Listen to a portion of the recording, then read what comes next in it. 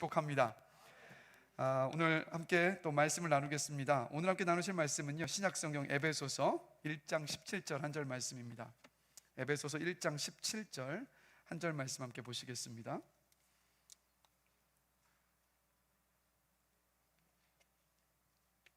우리 다 같이 한 목소리로 같이 읽도록 하겠습니다. 신약성경 311페이지에 있습니다. 에베소서 1장 17절 우리 다 같이 읽겠습니다. 우리 주 예수 그리스도의 하나님 영광의 아버지께서 지혜와 계시의 영을 너희에게 주사 하나님을 알게 하시고. 아멘. 여러분, 새해 첫 금요 성령 집회 오신 여러분들 주님의 이름으로 사랑하고 환영하고 또 축복합니다. 그리고 올 한 해 금요 성령 집회에서 찬양하시고 또 말씀 붙잡고 기도하는 중에 하나님께서 크고 비밀한 일도 열어서 알려주시고 또 하나님께서 부어주시는 놀라운 은혜의 간증이 여러분의 삶 속에서 넘쳐나게 되시기 주님의 이름으로 축복합니다. 그리고 특별히 이 금요 성령 집회 온 오늘 또 우리 시엘이가 또 앞에 나와서 찬양을 얼마나 감사하고 또 얼마나 예쁜지 모르겠어요. 이 자리에 지금 예배하고 있는 우리 초등학생들이 있고 또 우리 중고등학생들이 있고 청년들이 있습니다. 이 다른 사람들이 오지 않는 이 시간에 주 앞에 나와서 예배하고 찬양하고 말씀 붙잡고 기도할 때 그 인생들을요 주님께서 반드시 책임져 주십니다. 하나님께서 이 자리에 예배하고 있는 우리 초등학생들 또 중고등학생들 청년들의 그 삶을 책임지시고 놀랍고 아름답게 사용해 주시기를 또 주님의 이름으로 축복합니다. 그래서 여러분, 우리가 주일마다 전 세대가 예배드리고 시작하지 않았습니까? 모든 예배가 똑같아요. 그래서 수요 예배 또 금요 성령 집회, 주일 예배까지 또 새벽 예배까지 전 세대가 나와서 함께 예배하고 이 성전이 가득 넘쳐나도록 우리 권면하고 독려하고 함께 기도하게 되길 원합니다. 그렇게 기도했을 때 올 한 해가 지나가면서 놀라운 일을 보게 되실 거예요. 그렇게 될 줄 저는 확신합니다. 말씀을 나누겠습니다. 여러분, 2022년을 시작을 했는데 기도 제목 많이 가지고 계시죠? 많이 가지고 계실 거예요.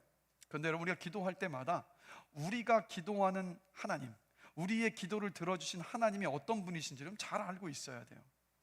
마태복음 6장 8절을 보면 하나님이 어떤 분이시냐면 우리가 구하기도 전에 우리가 기도해야 할 것 모든 것들을 알고 계신 하나님이시라고 말씀하고 있습니다. 그러니까 하나님은 여러분 이 믿음 안에 계셔야 돼요. 하나님은 여러분의 아버지이십니다. 그런데 육신의 아버지는요 우리에게 좀 소홀히 할 수도 있고 우리와 영원히 함께하지도 못해요. 어느 곳에도 함께할 수가 없어요. 그러나 하나님 아버지는요 어느 곳에든 여러분과 언제나 어떤 장소에서는 함께하고 계십니다. 근데 그냥 옆에 가만히 서 계신 게 아니라, 그것만으로도 위로가 되지만 그냥 서 계시는 것이 아니라 우리의 삶을요 정말 세심하게 다 지켜보고 계시다라는 것. 그래서 우리가 무엇을 기도해야 될지, 우리의 필요가 뭔지를 하나님은 다 알고 계시다라는 거예요. 자, 그런데 이렇게 다 알고 계신 하나님이 저와 여러분에게 뭐 하라고 말씀하시냐면 기도하라고 하신다고요. 다 알고 계시는데 기도하래요. 그럼 무슨 뜻이겠습니까?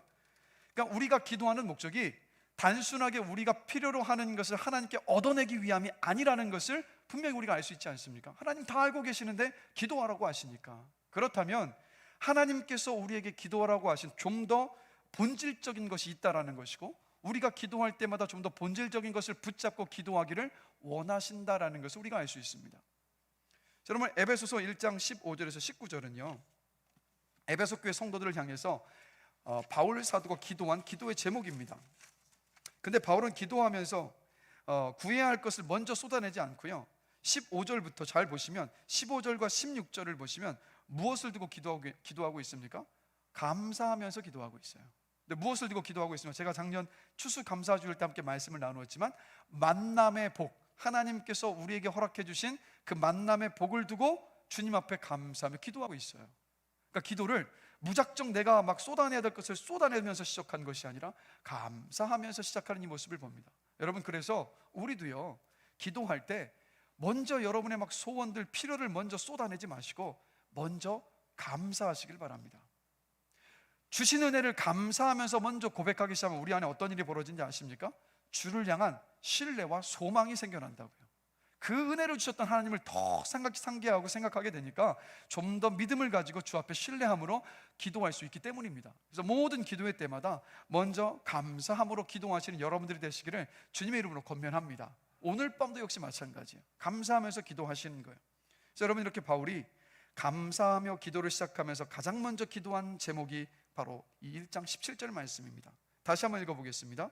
우리 주 예수 그리스도의 하나님 영광의 아버지께서 지혜와 계시의 영을 너희에게 주사 하나님을 알게 하시고. 바울은 지금 본질적인 기도를 하고 있어요. 왜 그렇습니까?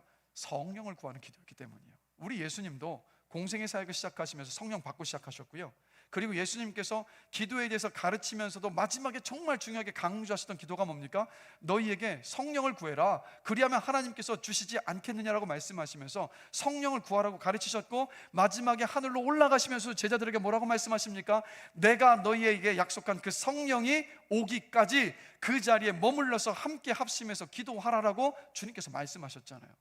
그래서 여러분, 가장 본질적인 기도는 뭐냐? 하나님의 영이신 성령을 구하는 기도가 바로 본질적인 기도입니다. 그런데 우리는 많은 경우 돌아보시면 뭘 먼저 구합니까?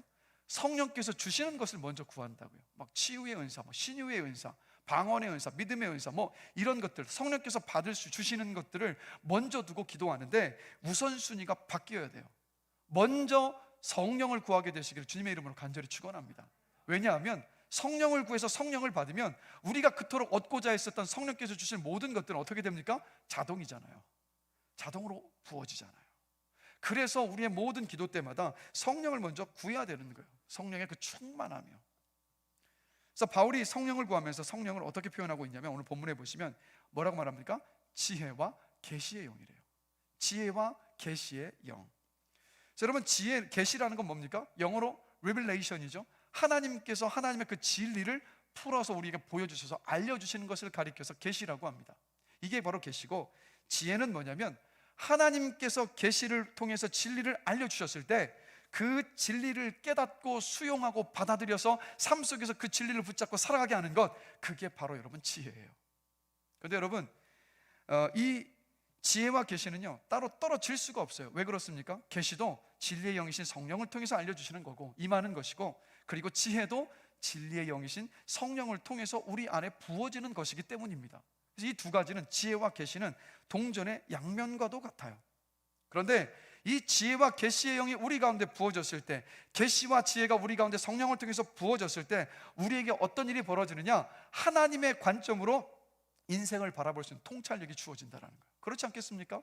하나님의 진리를 알고 그 진리를 우리 삶 속에 붙잡고 살아가니까 우리의 인생을 하나님의 관점으로 바라볼 수 있는 그 통찰력이 생겨날 수밖에 없다는 거예요. 자, 여러분, 인생에 있어서 여러분 가장 힘든 일은 뭡니까? 여러분, 우리 여태까지 인생 살아오시면서 가장 힘든 일이 뭐였습니까? 고난이잖아요. 인생에 고난이라는 장애물이 다가오는 것이 가장 힘들잖아요. 고난의 종류 너무너무 많지 않습니까? 어느 날 갑자기 막 내 인생의 모든 것이 날아가 버리는 어떤 그런 일도 벌어질 수 있고요, 나는 원치 않는데 광야로 막 내몰려지는 경우도 있어요. 나는 실패하고 싶지 않은데 실패를 경험할 때도 있고, 인정받고 싶은데 인정은커녕 비난을 받는 순간들도 생겨요. 그러니까 하나님께서 나를 막 계속 영원토록 번영하게만 하셔야 될 것 같은데 진짜 우리의 육신적인 관점으로 바라봤을 때 우리를 시들게 만들어 버리시는 그런 시기들이 우리의 인생 속에 있어요. 우리를 한없이 초라하게 만드시는 그런 순간들이 있어요.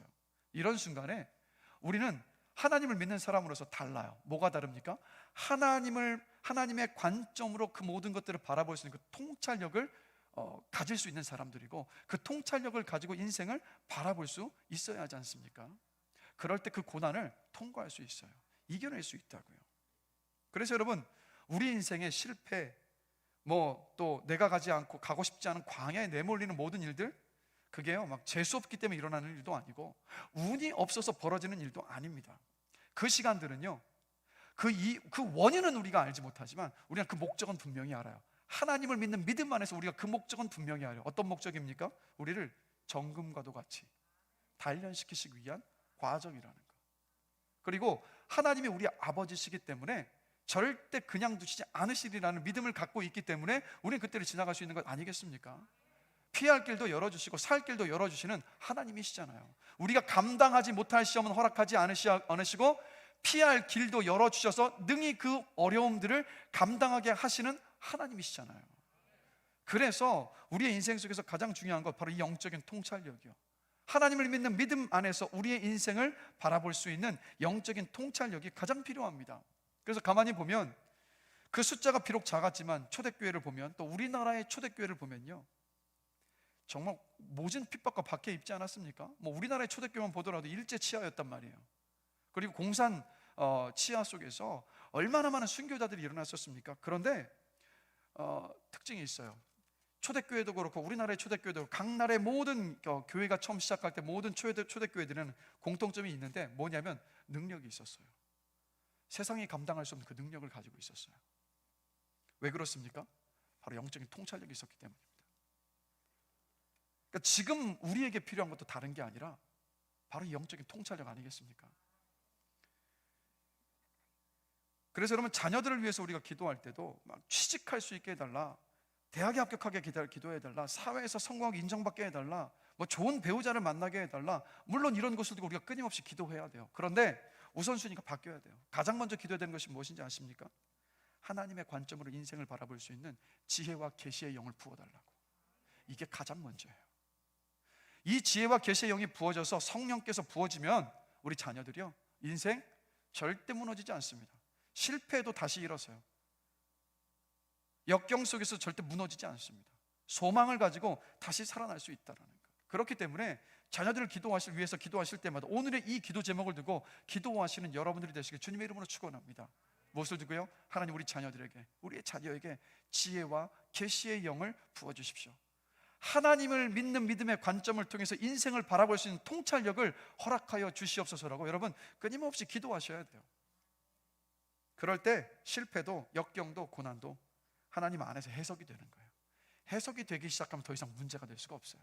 해석이 되기 시작하면 그 모든 것들이 뭐로 변하게 됩니까? 은혜의 순간으로 바뀌잖아요.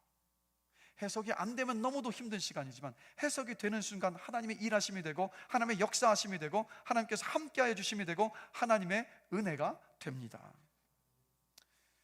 그런데 우리가 좀 돌아보길 원하는 것은, 자, 이 자리에는 신앙생활의 연수가 벌써 수십 년 되신 분들이 많아요. 그렇죠?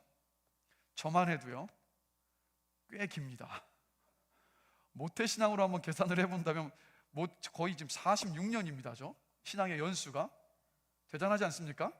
물론 어머니 뱃속에 있을 때 제가 주님을 잘 믿었는지 잘 모르겠는데 신앙의 연수가 이렇게 길어요. 여러분들 신앙의 연수가 많이 기신데, 그런데 한번 우리 돌아봤으면 좋겠어요. 신앙의 연수가 길어지면 길어질수록 지혜와 계시의 영이신 성령이 우리 안에서 일하셔서 영적인 통찰력이 더 많아지고 계십니까? 아니, 신앙의 연수가 길어지면 길어질수록 정비례가 돼야 되지 않겠어요?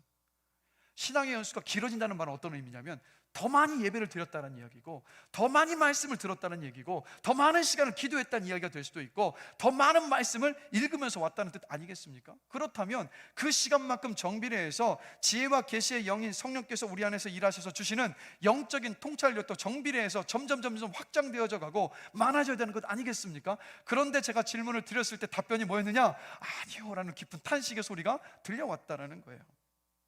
그러면서 좀 더 실제적으로 본다면 지금 우리 코로나 시대를 살고 있어요. 어려운 시대이지 않습니까? 근데 이 시대를 보는 남다른 통찰력 우리는 가지고 살고 있습니까? 세상 사람들이 갖고 있지 않은 영적인 통찰력을 가지고 우리 주변에 믿지 않는 이웃들을 우리는 놀래키는 삶을 살아가고 있습니까? 그들을 감탄하게 만들고 있습니까? 어떠세요? 그렇지 못한 것 같아요. 사실은 교회가 세상을 염려하면서 세상을 향해서 격려하고 도전하고 위로해야 되는데 지금 거꾸로 됐잖아요. 세상이 교회를 염려하잖아요. 어떻게 될까 봐. 그 이유가 뭐냐? 우리의 기도가 어쩌면 방향성이 너무 잘못되었기 때문이지 않습니까? 오늘 바울이 가장 먼저 기도했던 것처럼 지혜와 계시의 영이신 성령을 부어달라는 이 기도가 우리 가장 먼저 되었었다면 우리가 영적인 통찰력을 가지고 이 땅을 살아갈 수 있게 되지 않았겠습니까? 그래서 여러분, 분명한 것은요, 저와 여러분들은요, 사람들이 어리석고 무능하고 저주받았다라고 여겼던 십자가의 그 죽음, 비참한 죽음에서 부활하신 예수 그리스도를 믿는 사람들이라는 것, 죽음까지도 이기신 주님을 믿는 사람들이 바로 저와 여러분들입니다. 그렇다면 그분이 우리 주님이시고 그분이 우리 아버지이시니까 우리는요, 믿지 않는 다른 사람들과 다른 관점으로 우리 시대와 인생을 바라볼 수 있어야 될 줄로 믿습니다. 우리가 믿는 하나님이 그런 하나님이시니까. 그래서 성경을 보면 이런 어떤 영적인 통찰력이 없어서 실패한 가장 대표적인 사람이 있습니다. 떠오르는 사람 혹시 있으십니까? 영적인 통찰력이 없어서 쓰디쓴 실패를 맛본 대표적인 한 사람, 좀 더 좁혀서 창세기에 나오는 인물입니다. 누굴까요? 이름은 한자입니다. 한 글자. 또 이래도 모르시네. 이래서 성경 퀴즈를 해야 되는 것 같아요. 자, 좀 더 좁혀서 아브라함의 조카 롯. 이제야 아셨죠? 다들 아셨는데 이게 상기가 안 되면서 아브라함의 조카 바로 롯이 영적인 통찰력이 없어서 실패한 가장 대표적인 사람이에요. 창세기 13장 8절에서 9절 보실까요? 함께 한번 읽어보겠습니다. 아브라함이 롯에게 이르되 우리는 한 친족이라 나나 너나 내 목자나 내 목자나 서로 다투게 하지 말자. 내 앞에 온 땅이 있지 아니하냐. 나를 떠나가라. 내가 좌하면 나는 우하고 내가 우하면 나는 좌하리라. 자, 어떤 상황입니까? 지금 아브라함과 롯에게 함께 지금 거주하고 있었는데 하나님께서 축복을 주셨어요. 그래서 뭐 소떼와 양떼와 염소떼들이 계속 늘어나요. 그러면 그 양떼와 소떼, 염소떼들을 먹일 수 있는 목초지가 있어야 되는데 하나님이 너무 축복을 많이 주시니까 이 둘이 함께하기가 너무 버거워진 거예요. 그래서 아브라함의 목자들과 롯의 목자들 사이에 다툼이 일어났던 겁니다. 근데 이 다툼이 너무 심해지니까 아브라함이 조카 롯을 부른 거예요. 불러서 하는 말이 뭡니까? 롯아, 우리 이제 갈라서자. 더 이상 분쟁과 다툼 속에서 우리가 함께할 수가 없다라고 이야기를 합니다. 그런데 아브라함이 삼촌이잖아요. 삼촌이기 때문에 조카 롯에게 내가 삼촌이니까 내가 먼저 갈 곳 정하고 난 다음에 그 다음에 네가 결정해라 라고 이 삼촌으로서의 자기 기득권을 주장하진 않아요. 뭐라고 이야기합니까? 다 양보해요. 다 양보하잖아요. 이게 믿음의 사람의 모습이에요. 왜 다 양보할 수 있었을까? 아브라함이 하나님을 믿었기 때문에. 다 양보하면서 아브라함이 롯에게 이런 제안을 하잖아. 13장 10절과 11절을 롯에게 제안을 하죠. 네가 먼저 선택해서 가고 싶은 곳으로 먼저 가라. 그러면 그 뒤에 내가 갈게. 그리고 창세기 13장 10절과 11절을 보면 롯이 이런 선택을 내렸습니다. 함께 읽겠습니다. 이에 롯이 눈을 들어 요단 지역을 바라본즉 소알까지 온 땅에 물이 넉넉하니 여호와께서 소돔과 고모라를 멸하시기 전이었으므로 여호와의 동상 같고 애굽 땅과 같았더라. 그러므로 그들이 서로 떠난지라. 롯이 어디를 선택했습니까? 소돔과 고모라요. 근데 롯이 무엇을 본 겁니까? 소돔과 고모라의 화려함을 봤어요. 그러니까 육신의 눈으로 보면 보기에 너무 좋았어요. 한마디로 롯은요, 영적인 것을 구하지 않았어요. 그것을 추구하지 않았고 뭘 추구했냐면 육적인 것, 혼적인 것을 추구했던 거예요. 그래서 롯에게는 무엇이 없었느냐? 영적인 통찰력이 없었습니다. 그래서 그가 택한 소돔을 이 창세기 13장 13절에 보면 이렇게 말씀하고 있습니다. 소돔 사람은 여호와 앞에 악하며 큰 죄인이었더라. 결국 어떻게 됩니까? 이 롯의 영적인 통찰력이 없어서 선택한 이 롯의 선택 때문에 롯은 물론이거니와 그의 가족 모두가 다 망했잖아요. 그리고 정말 안타까운 건 뭔지 아시죠? 이 딸들이 아버지 롯이 취해서 잠이 들었을 때 아버지와 동침해서 자식을 낳는 아주 끔찍한 일이 벌어졌어요. 이런 일들이 왜 있었겠습니까? 그 딸들이 소돔과 고모라에서 보고 들은 것이 그 일이었기 때문에. 이렇게 영적인 통찰력이 없으니까 그 한 가족 전체가 다 이런 비극적인 마지막을 보게 되는 거예요. 자, 그런데 반대로 신약 성경에 보면 하나님께 택함받은 백성도 아니에요. 이방인이에요. 백부장이었습니다.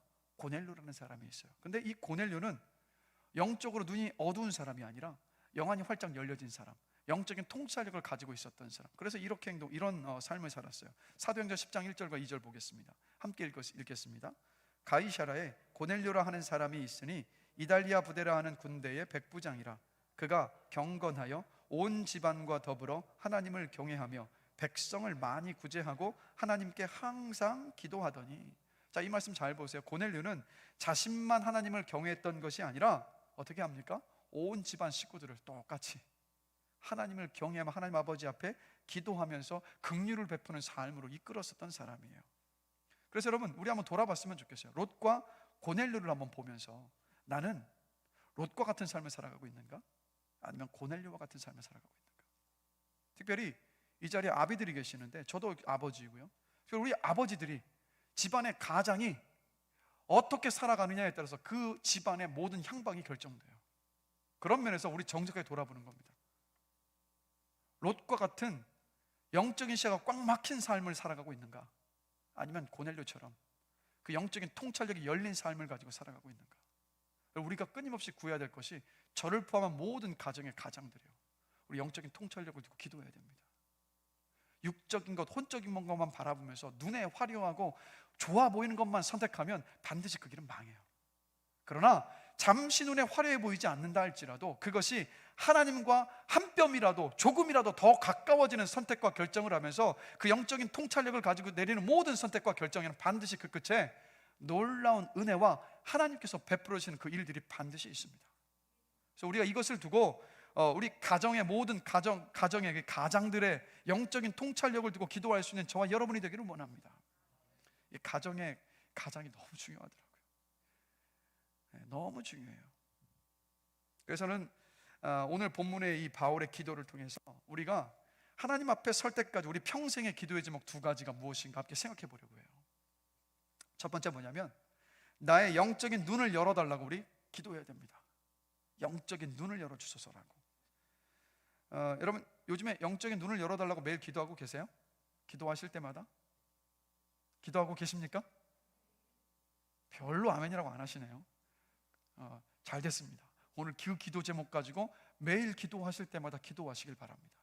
성경을 보면 제가 언젠가 이 기도하는 기도에 대한 말씀을 함께 나누면서 열왕기하 6장 말씀을 나눴었는데 이게 벌써 한 1년도 넘은 것 같아요. 그때 영적인 눈이 열리는 것이 얼마나 중요한 것인가를 볼 수 있는 곳이 어디냐면 열왕기하 6장입니다. 그 6장에 보면 당시에 이스라엘을 괴롭히던 강대국이 어떤 나라냐? 아람이었습니다. 그러니까 지금의 시리아 지역에 거주하고 시리아와 터키에 걸쳐서 있었던 나라가 이제 아람인데, 이 아람이 북이스라엘을 계속 괴롭혔어요. 근데 북이스라엘을 침공할 때마다 번번이 자꾸 실패하는 거예요. 이 도대체 왜 그런 걸까? 우리의 전략과 계획을 마치 다 알고 있는 것처럼 너무 잘 방어를 하는 거예요. 그래서 막 알아보니까 모든 정보통을 다 보내가지고 조사해 보니까 이제 그 원인을 알았어요. 왜 그러냐면 바로 하나님을 경외하는 경건한 사람, 영적인 지도자 엘리사 때문이었다는 것을 알았던 거예요. 그래서 어떻게 합니까? 이제는 이스라엘을 공격할 것이 아니라 그래, 저 엘리사를 죽이면 되겠구나 해서 엘리사가 거주하고 있던 도단이라는 작은 성읍인데 그 성읍에 아람 군대가 중무장을 하고 진을 쳐서 둘러섭니다. 그렇게 밤새도록 진을 치고 둘러서 있었어요. 다음날 아침이 됐습니다. 엘리사의 젊은 사환이 눈을 뜨고 문을 열고 나가보니까 어제와 너무 다른 광경이 펼쳐져요. 중무장을 한 아람 군대가 겹겹이 둘러싸서 이 도단 전체를 다 둘러싸고 있는 겁니다. 그때 그 광경을 보고 충격에 빠져서 완전 멘탈이 다 털려버렸어요. 요즘 말로 멘탈이 다 나가버렸어요. 그 젊은 사환이 열왕기하 6장 15절을 보면 이렇게 고백을 합니다. 함께 읽어보겠습니다. 하나님의 사람의 사환이 일찍이 일어나서 나가보니 군사와 말과 병거가 성읍을 에워쌌는지라. 그의 사환이 엘리사에게 말하되 내 주여 우리가 어찌하리이까. 저 마지막에 탄식을 보세요. 내 주여 우리가 어찌하리이까. 번역을 이렇게 해놨지 상상이 충분히 되지 않습니까? 막 이 절망에 빠진 탄식과 비명의 외침소리였잖아요. 그때 이렇게 절망에 빠진 이 사환에게 엘리사가 열왕기하 6장 16절에서 이렇게 말합니다. 함께 한번 읽어보겠습니다. 대답하되 두려워하지 말라. 우리와 함께 한 자가 그들과 함께 한 자보다 많으니라 하고. 이 사환의 입장에서 한번 생각해 보셨어요? 정말 황당한 이야기 아닙니까? 지금 눈앞에 아람 군대가 중무장을 하고 겹겹이 진을 치고 둘러싸고 있단 말이에요. 그것 때문에 절망에 빠져서 어떻게 하면 좋습니까? 라고 비통과 탄식과 고뇌와 괴로움과 절망에 막 이 아픔을 쏟아내고 있는데 그 모습을 보면서 엘리사가 하는 말이 두려워하지 말라. 우리와 함께한 자가 저들보다 더 많다라고 이야기를 하는 거예요. 자, 그럼 똑같은 상황을 보면서 왜 엘리사는 이렇게 말할 수 있었던 것일까? 그 이유는요, 엘리사에게는 이 젊은 사환에게 없었던 그 시야가 열려 있었어요. 영적인 시야가 열려 있었던 겁니다. 그래서 열왕기하 6장 16절 17절 말씀 함께 보실까요? 함께 한번 읽어보겠습니다. 기도하여 이르되 여호와여 원하건대 그의 눈을 열어서 보게 하옵소서 하니 여호와께서 그 청년의 눈을 여심해 그가 보니 불말과 불병거가 산에 가득하여 엘리사를 둘렀더라. 좌절하고 두려웠던 사환과 달리 엘리사가 좌절하지 않았던 이유는 뭐였습니까? 보는 것이 달랐어요. 하나님께서 그의 영적인 시야를 활짝 열어주셔서 그 군대들보다 더 많이 겹겹이 둘러싸여 있는 하늘의 천군의 천사를 보고 있었기 때문이라는 거. 보는 게 달랐기 때문에. 자, 여러분, 지금 우리나라가 정말 어지럽고 혼란스러운 상황이지 않습니까? 코로나 여전합니다. 백신 패스 도입 때문에 사회적으로 지금 시끄러워요. 갈등이 많습니다. 뭐 자유권 어떤 자유를 침해하는 것이라는 어떤 국민청원도 계속해서 올라가고 있어요. 그다음에 코로나 때문에 여전히 어려움을 겪고 있는 뭐 소상공인들, 자영업자들, 중소기업에 종사하시는 분들, 뭐 여러 많은 분들 여전히 있습니다. 또 대선을 앞두고 이런저런 염려와 걱정의 말들이 정말 많이 들려오고 있어요. 여러분, 이런 상황 속에서 저와 여러분들은요, 믿음의 사람들이지 않습니까? 어떠한 시각으로 바라보고 계세요? 어떠한 시각으로 지금 여러분들이 겪고 있는 그 상황을 바라보고 계십니까? 혹시 엘리사의 이 젊은 사환처럼 현실만 바라보면서 절망과 두려움에 빠져서 매일 탄식하고 신음만 하고 계시지는 않으세요? 작년 한 해 내내, 또 한 해가 시작된 지금조차도 하나님 어찌하면 좋습니까? 혹시 이런 탄식의 목소리만 습관적으로 우리가 쏟아내고 있지는 않던가요? 우리 자신 한번 돌아봤으면 좋겠어요. 그리스도인은요, 이런 상황에서도 믿지 않는 사람과 똑같은 시각으로 보고 바라보면서 그들과 똑같이 절망하고 두려워하지 않습니다. 만약에 믿지 않는 사람들과 똑같이 절망하고 두려워가 있으면 죄송합니다, 우리는요 하나님 믿는 사람이 아니에요. 왜 그렇습니까? 하나님이 어떤 분이신데요? 여러분이 믿는 하나님이 어떤 분 하나님이십니까? 전능하신 하나님, 역사와 인생을 주관하시는 하나님, 우리의 인생을 보호하여 주시는 하나님, 어느 곳에든 계시는 하나님, 어느 곳에든 우리와 동행하시고 우리의 인생을 책임져 주시는 하나님 아니시던가요? 우리를 치유하시고 회복시켜 주시는 하나님 아니시던가요? 우리에게 영원한 소망이 되어 주시는 하나님 아니시던가요? 그러면 우리가 그 하나님을 믿는 사람이라고 한다면 우리가 바라보는 것이 달라야죠. 엘리사와 같은 그러한 시야를 보고 바라보면서 도리어 두려움에 떨고 있는 이들을 향해서 우리는 이렇게 말할 수 있어야 되지 않겠습니까? 두려워하지 마세요. 우리와 함께한 자가 저들보다 더 많습니다. 두려워하지 마세요. 내가 믿는 하나님이 지금 다 돌보시고 지키시고 반드시 선을 이루어 가십니다라고 우리 이렇게 말하면서 위로할 수 있어야 되지 않습니까? 사도행전을 보면 사도 바울이 그랬습니다. 우리 사도행전 벌써 살펴봤지만 사도 바울이 로마 황제에게 상소했습니다. 그리고 어떻게 됩니까? 가이사랴에서 배를 타고 로마로 가는 배를 탔어요. 근데 지금의 크레타 섬이죠. 크레타 섬 남쪽으로 둘러서 안전하다 생각해서 뱃사람들의 말을 듣고 가는데 어떤 바람이 불어옵니까? 유로굴라라는 광풍이 불어와서 이 배가 다 전복될 위기에 처합니다. 며칠 밤새도록 해를 볼 수가 없고 비바람에 막 사경을 헤매고 있던 그런 상황 속에서 사도행전 27장 20절에서 22절을 보면 사도 바울이 그 배에 타고 있었던 선원들과 선장과 백부장과 로마 병사들을 향하여서 이렇게 말합니다. 함께 한번 읽어보겠습니다. 여러 날 동안 해도 별도 보이지 아니하고 큰 풍랑이 그대로 있음에 구원의 여망마저 없어졌더라. 여러 사람이 오래 먹지 못하였음에 바울이 가운데 서서 말하되 여러분이여 내 말을 듣고 글에 대해서 떠나지 아니하여 이 타격과 손상을 면하였더라면 좋을 뻔하였느니라.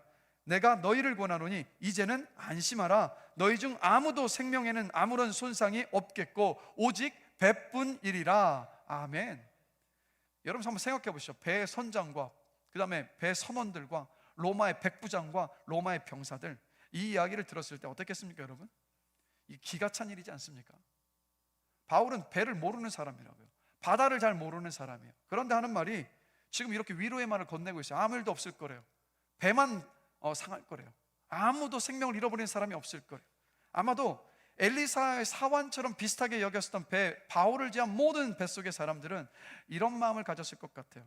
아니 지금 눈앞에 펼쳐지는 상황이 어떤지 보면서 이런 말 할 수 있는 거야? 정신 나간 사람 아니야? 배와 바다에 대해 알지도 못하는 사람이 도대체 뭔데 안심을 하고 하는데 정신 나갔어, 이런 마음이지 않겠습니까? 근데 우리는 이런 생각을 하면 이런 질문을 던져요. 바울은 도대체 어떻게 이런 말을 할 수 있었을까? 이게 밑도 끝도 없는 근거도 없는 근거 없는 자신감이 아니었어요 여러분. 자, 사도행전 27장 23절에서 25절 함께 보실까요? 함께 읽어보겠습니다. 내가 속한 바 곧 내가 섬기는 하나님의 사자가 두려워하지 말라. 내가 가이사 앞에 서야 하겠고 또 하나님께서 너와 함께 항해하는 자를 다 내게 주셨다 하였으니 그러므로 여러분이여 안심하라. 나는 내게 말씀하신 그대로 되리라고 하나님을 믿노라. 아멘. 우리는 이 말씀을 보면서 야, 바울에게 하나님께서 특별한 은혜를 주셔서 하나님의 사자를 보내셔서 말씀해 주셨구나, 야, 나에게도 그랬으면 좋겠다, 이 생각을 먼저 갖잖아요. 그런데 여러분 잘 생각해 보시면 바울에게 하나님의 천사가 와서 하나님의 저 약속의 말씀을 전했던 이유가 뭐였을까요? 바울은요, 저 풍랑이 있는 죽어가는 모든 사람이 혼비백산되는 저 배 속에서 하나님께 기도했다고요. 기도의 응답이었어요. 기도하자 하나님께서 그의 영안을 열어주시고 하나님께서 이루실 계획과 뜻을 바울에게 보여주셨고 알려주셨던 겁니다. 그래서 저 고백을 하면서 위로할 수 있었던 거예요. 여러분, 이 모습이 진짜 그리스도인의 모습 아닙니까? 그래서 그리스도인과 교회는요, 평상시에는요, 그냥 바울, 포박당한 이 바울처럼 그냥 아무 힘도 없는 연약한 존재로 보여도 괜찮아요. 평상시에는 괜찮아요. 그런데 어려움과 난관에 빠졌을 때, 나라 막 국가적으로 어떤 혼란과 어려움 가운데 빠져 있을 때, 누군가가 고난과 역경의 때를 지나가고 있을 때, 그때 우리의 진가를 드러내야 되는 것, 그게 바로 그리스도인입니다. 바울처럼 걱정하지 마십시오. 내가 기도합니다. 내가 믿고 기도하는 하나님 아버지께서 내 기도를 들으시고 반드시 일을 하십니다. 그러니까 염려하지 마세요. 두려워하지 마세요. 이렇게 말할 수 있는 그리스도인이 바로 저와 여러분이 되어야 될 줄로 믿습니다. 특별히 지금 이 시기가 그러한 그리스도인들이 너무도 필요한 시대 아닙니까? 누군가가 막 어렵고 힘들다는 이야기를 할 때, 그래 맞아, 아유 너무 힘들어서 어떡하면 좋냐, 같이 그렇게 맞장구 칠 것이 아니라, 힘들죠, 힘드시죠? 근데 제가 기도해 드릴게요.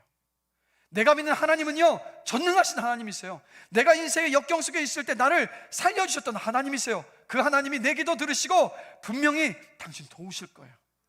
여러분, 우리 이렇게 믿음으로 격려하고 누군가를 위로하고 도전할 수 있는, 평안을 전할 수 있는 우리 모두가 되기를 주님의 이름으로 간절히 축원합니다. 제가 언젠가 말씀드렸죠. 폐암 사기에 걸린 우리 목사님의 사모님이신 제 사촌이요, 폐암 사기 진단 판정을 받고 다시 봉화로 내려갔어요. 봉화에서 사역하고 있던 남편 목사님이 봉화에 섬기는 교회에 딱 가고 나니까 이 소식을 전했어요. 그랬더니 기도하시는 많은 분들이 제 사촌 사모님에게 찾아와서 이렇게 말하는 거예요.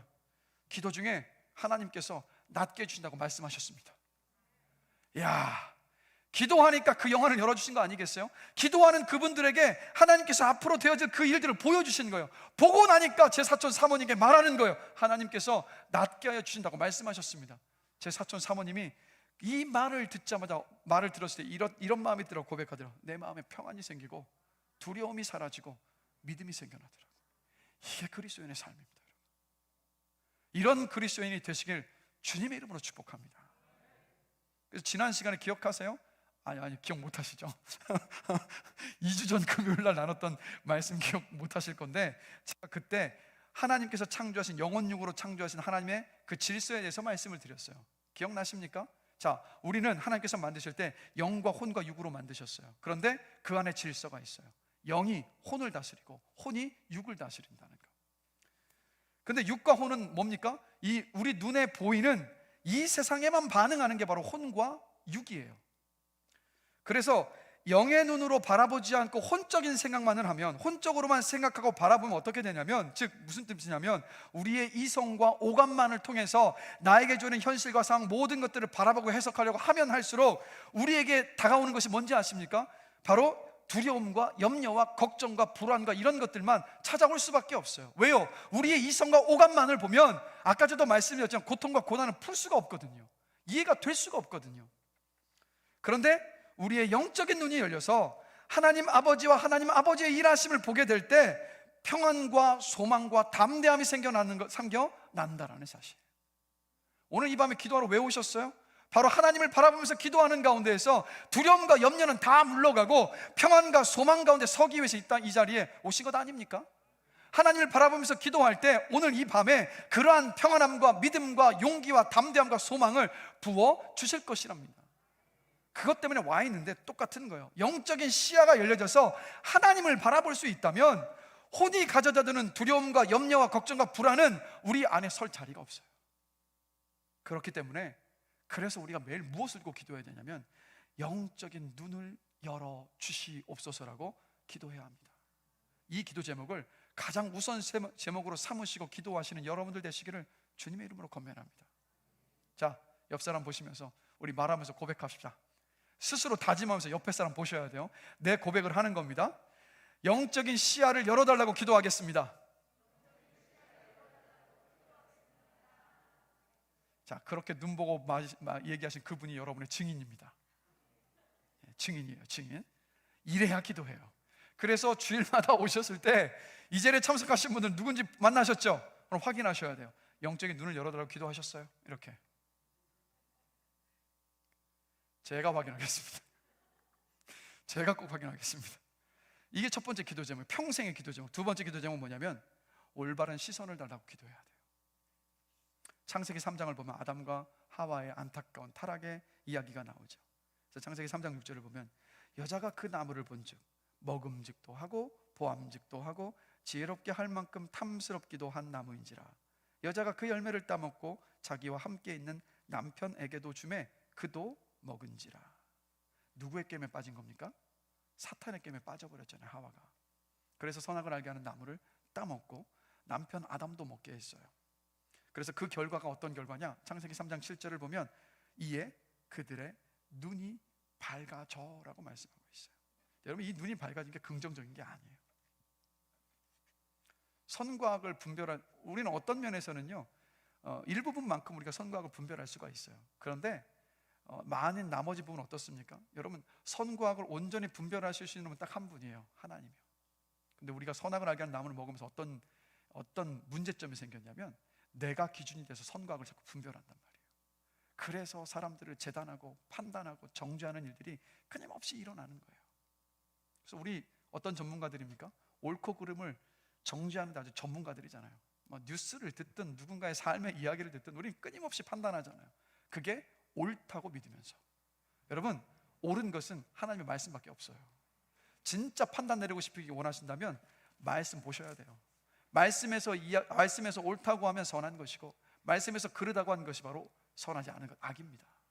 우리는 그렇게 바라볼 수 있어야 돼요. 그러니까 제발 여러분의 기준을 가지고 섣불리 판단하지 마세요. 그래서 여러분, 이 아담과 하와를 보면서 안타까운 것은 뭐냐면 이 눈이 밝아지고 난 다음에 13장 7절 하반절을 보면요 이렇게 기록을 하고 있습니다. 우리 다시 한 목소리 한번 읽어보겠습니다. 자기들이 벗은 줄을 알고 무화과 나무 잎을 엮어 치마로 삼았더라. 아담과 하와가 눈이 밝아지고 나니까 이들이요 뭘 바라보지 않았냐면 하나님의 영광을 더 이상 바라보지 않았어요. 하나님의 영광을 바라보지 않으니까 그들의 눈에 먼저 들어온 것이 뭐냐면 벌거벗은 자신들의 몸, 그게 부끄러워진 거예요. 그러니까 그전에는 아무리 부끄럽지 않았어요. 여전히 벗고 있어요. 그런데 왜 그러냐? 하나님의 영광을 바라보니까 그게 부끄러울 이유가 없는 거예요. 너무 귀하고 너무 아름답고 하나님의 걸작품이니까 부끄러울 이유가 하나도 없었던 거예요. 그러나 이 죄를 짓고 나니까, 타락하고 나니까 벌거벗은 자신들의 모습을 본 겁니다. 자, 근데 여기서 우리가 중요하게 볼 수 있는 것이 뭐냐면 지혜와 계시의 영이신 성령께서 우리의 영의 눈을 열어주실 수 있어요. 근데 반대로 악한 영도 우리의 영적인 눈을 열어줄 수 있다는 거예요. 그래서 악한 영에 의해서 눈이 열린 사람은요 왜곡된 시선을 가지고 바라볼 수밖에 없어요. 그러니까 벌거벗은 나를 보고 수치스러워하게 만드는 거예요. 또 벌거벗은 나를 보면서 절망에 빠지게 만들고. 그러나 반대로 성령에 의해서 그 눈이 열린 사람은 어떻습니까? 하나님의 영광을 바라보거든요. 하나님을 바라보거든요. 그럴 때 내가 어떤 존재인지를 알아요. 실패해도, 역경 가운데 있어도, 무너져도 나는 하나님의 걸작품이야. 걸작품이기 때문에 이 작품 절대 하나님 버리지 않으셔. 고치셔서 또 다른 작품으로 반드시 빚어나가시라는 믿음의 고백을 할 수 있거든요. 그러면 우리는 이 질문을 또 던져봐요. 여러분, 누구에 의해 여러분의 영적인 눈이 밝아지셨어요? 지혜와 계시의 영이신 성령입니까? 아니면 이 세상을 주관하는 악한 영에 의해서 눈이 밝아지셨습니까? 매일 초라한 나만 보고 비참한 자기 가정과 상황만 보이고 문제 많은 배우자만 보이고 문제 많은 자녀들만 눈에 들어오고 세상에 막 성공하고 부귀와 영화를 누리고 있는 사람들만 보면 볼수록 부러워지는 마음만 들고 그래서 내 마음 안에 막 평안과 여유도 사라지고 뭔가 막 더 붙잡고자 하는 어떤 그런 마음들, 어떤 그런 마음을 우리가 품고 있다면 지금요 성령께서 주신 그 시각으로 살고 있는 게 아니에요. 악한 영이 주는 그 시각과 그 가치관에 혼딱 그냥 다 빼앗겨서 그 눈과 그 시각을 가지고 지금 우리가 살아가고 있는 겁니다. 그런데 여러분, 성령께서 우리의 시야를 눈을 뜨게 해주시면 우리 보는 것이 바뀌잖아요. 누구를 봅니까 여러분? 하나님 보잖아요. 십자가 위에서 나를 위해 죽으신 주님을 바라보게 되잖아요. 그 바뀌는 역사가 매일 일어나야 돼요. 왜요? 우리가 매번 고정이 안 돼 있거든요. 끊임없이 유혹당, 이생의 자랑과 육신의 안목, 이생의 자랑과 갑자기 또 말씀하신 어떤 세상의 많은 것들, 부귀와 영화들의 눈 다 빼앗겨 버리잖아요. 육신의 정욕과 이생의 자랑과 안목의 정욕에 다 빼앗겨 버려서 우리의 시야가 자꾸 가려 버리잖아요. 그래서 성경을 보면 우리가 바라보는 시선이 바뀌면 인생이 바뀝니다. 창세기 13장 14절을 보시면 롯과 아브라함의 기사인데 다시 한번 이렇게 기록합니다. 함께 한번 읽어보겠습니다. 롯이 아브라함을 떠난 후에 여호와께서 아브라함에게 이르시되 너는 눈을 들어 너 있는 곳에서 북쪽과 남쪽 그리고 동쪽과 서쪽을 바라보라.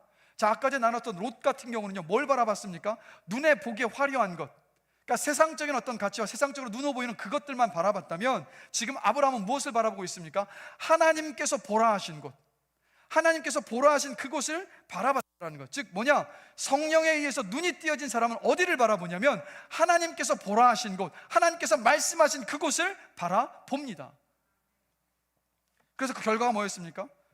악한 영에 의해서 눈이 띄어졌던 롯은 그 세상을 바라봤을 때 실패했고 아브라함은 믿음의 조상이 되었잖아요.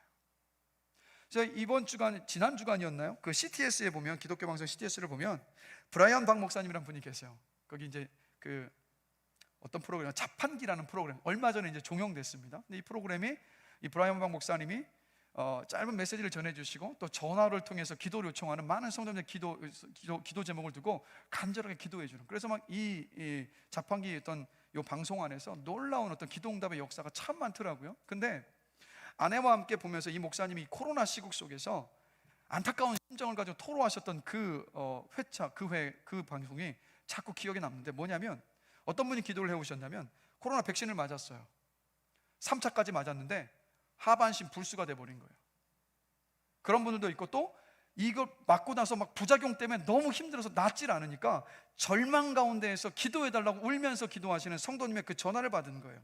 그때 이 브라이언 박 목사님이 정말 따뜻하게 인자의 그 내용, 모든 내용들 다 들으시고 난 다음에 뭐라고 말씀하시냐면, 우리나라뿐만 아니라 온 세계 가짜 크리스찬들이 너무 많습니다. 병을 고치시고 회복시키시는 하나님을 보고 의지하기보다는 코로나로 두려움에 빠져서 그냥 세상이 시키는 대로만 합니다. 아파하고 후회하고 두려워하는 것을 계속해서 반복만 하고 있습니다. 그러면서 기도하기를 요청하는 것이 저는 너무 안타깝습니다라고 이 마음의 안타까움을 가지고 토로하시더라고요. 자, 여러분, 우리는 어떻습니까? 우리 코로나 속에서 너무 두려워하고 있지는 않습니까? 제가 보니까 3차까지 맞았는데 이 돌파 감염이 일어나고 있다는 얘기는 어떤 뜻이냐면, 죄송해요, 이제는 3차까지 맞으신 분이 너무 많으니까 그럼에도 돌파 감염이 일어나고 있다는 얘기는 백신이요, 효과 없다는 얘기잖아요. 근데 또 맞으라고 하는데 또 맞아야 되느냐고 또 두려워하면서 또 그 길을 걸어가려고 하고 있어요. 이제는요, 아니라는 것을 알았으면 우리가 무엇을 붙잡아야 될까요? 거리두기를 최대한 지키고 마스크 잘 쓰고 손 잘 씻고, 그리고 우리의 개인적인 건강관리 잘 하고요, 수면 잘 취하고 면역을 잘 지켜나가면 얼마든지 이겨낼 수 있습니다. 이겨낼 수 있어요. 우리는 이런 관점에서 두려워할 것이 아니라 하나님을 바라보는 믿음 안에 있어서 지금의 모든 상황들을 헤쳐나가야 되는 것 아니겠습니까? 그러면서 제가 생각나는 건 뭐냐면, 초대교회 당시에 로마 제국의 전염병이 막 일었을 때 모든 이방 종교를 섬겼던 사람은 다 도망갔어요. 그런데 그리스도인들만큼은요, 내가 걸려도 좋다, 그 믿음 가지고 전염병 걸린 사람들 도왔다고요. 우리 한번 돌아봐야 될 것 같아요. 하나님을 바라보는 믿음 가운데 내가 서 있는가, 아니면 하나님이 아닌 현실과 상황과 돌아가는 어떤 소식들에만 다 빠져 있어서 그 가운데 두려움에 벌벌 떨고 있는가? 분명한 것은 우리의 시선을 현실과 상황과 뉴스가 아니라 하나님께로 고정해야 될 때가 바로 지금인 줄로 저는 믿습니다. 여러분의 시선을 바꾸세요. 하나님께로 고정하셔야 돼요. 그럴 때 우리 인생 바뀝니다. 인생이 변화할 수밖에 없어요. 그리고 우리가 사는 이 나라가 무한 경쟁과 성공지상주의 사회에 살다 보니까 우리 끊임없이 남들과 비교를 해요. 근데 비교 그만하세요, 여러분. 하나님이요, 선하신 아버지이시기 때문에 우리 각자에게 가장 선한 것으로 다 허락해 주셨어요. 그것보다 더 과하면 우리가 무너질까 봐, 더 망가질까 봐 우리에게 딱 맞는 것을 하나님께서 주신 줄로 저는 믿습니다. 그러기에 부러워하지 마시고 감사하시면서 부러워하면서 나 초라한 모습 보면서 막 질책하시고 자책하시고 하시지 마시고 하나님을 바라보는 믿음 안에서 스스로를 바라보시면서, 제가 주일마다 말씀드리잖아요. 난 하나님의 걸작품이야. 하나님 우리 아버지셔. 하나님이 가장 선한 것으로 내 인생에 다 베풀어 주셨고 앞으로도 그렇게 하실 거야. 내 인생에 반드시 선을 이루어 가셔. 어떠한 상황 속에서 나를 지키셔라는 하나님을 바라보는 믿음의 관점 안에 서셔서 여러분의 인생을 살아가게 되시길 주님의 이름으로 축복합니다. 이 회복이 가장 필요한 때가 바로 여러분 지금이에요. 그래서 우리는 늘 이렇게 기도해야 합니다. 하나님, 지혜와 계시의 성령을 통해서 영적인 눈을 뜨게 하여 주십시오. 영적인 시선으로 바라보게 하여 주십시오. 하나님께 나의 시선을 온전히 고정하게 하여 주십시오. 말씀을 통해서 하나님의 말씀과 약속의 말씀 붙잡게 하여 주십시오. 말씀 속에서 보여주셨던 하나님이 어떤 분이신가를 알고 그 하나님만 바라보게 하여 주시옵소서라고 우리 모두 끊임없이 기도해야 될 줄로 믿습니다. 그러할 때 우리의 영적인 눈을 열어주시고 또 우리의 인생을 돌봐주시고 또 놀라운 일들을 우리의 인생 가운데 펼쳐가게 되실 줄로 믿습니다. 우리 찬양단을 준비해 주시고요, 말씀을 마무리하겠습니다. 미국 플로리다 올랜도에 보면 디즈니 월드가 있습니다. 1971년에 개장을 했는데요, 이 디즈니 월드를 만든 사람이 누구냐면 월트 디즈니입니다. 그런데 이 디즈니 월드를 기획을 했어요. 그러나 디즈니 월드가 완공되는 것을 보지 못하고 5년 전에 이 월트 디즈니는 먼저 죽었습니다. 그리고 71년에 그 개장식에서 월트 디즈니의 직원이 월트 디즈니의 부인이었었던 일리 디즈니 여사에게 이렇게 묻습니다. 디즈니 씨가 살아서 이 일을 보셨다면 얼마나 좋아하셨을까요? 그러자 이 월트 디즈니의 아내였던 릴리 디즈니 여사가 이렇게 말합니다. 그이는요, 이 모습을 벌써 보았습니다. 그래서 이곳에 디즈니 월드가 세워진 거예요 라고 답변한 거예요. 무슨 말입니까? 평범한 사람은 눈앞에 보이는 것만 보지만 비범한 사람은요, 아무 건물이 없을지라도 완공된 것을 보면서 그 삶을 걸어가는 거예요. 우리가 똑같지 않습니까? 우리는 평범하지 않아요. 여러분들은 평범한 사람들이 아니에요. 비범한 사람들이에요. 왜냐? 하나님을 믿는 사람들이기 때문에. 그래서 제가 간절히 바라는 것은 뭐냐면, 눈앞에 보이는 것에만 급급한 것이 아니라 우리 여러분 시대를 통찰한 영적인 안목을 달라고, 하나님을 바라보는 그 시선을 회복시켜 달라고 기도해서, 비록 세상 사람들이 봤을 때 평범해 보일지 모르지만 그러나 하나님을 믿는 믿음 안에서 비범한 통찰력을 가지고 이 땅을 살아가신 여러분 되시기를 주님의 이름으로 축복합니다.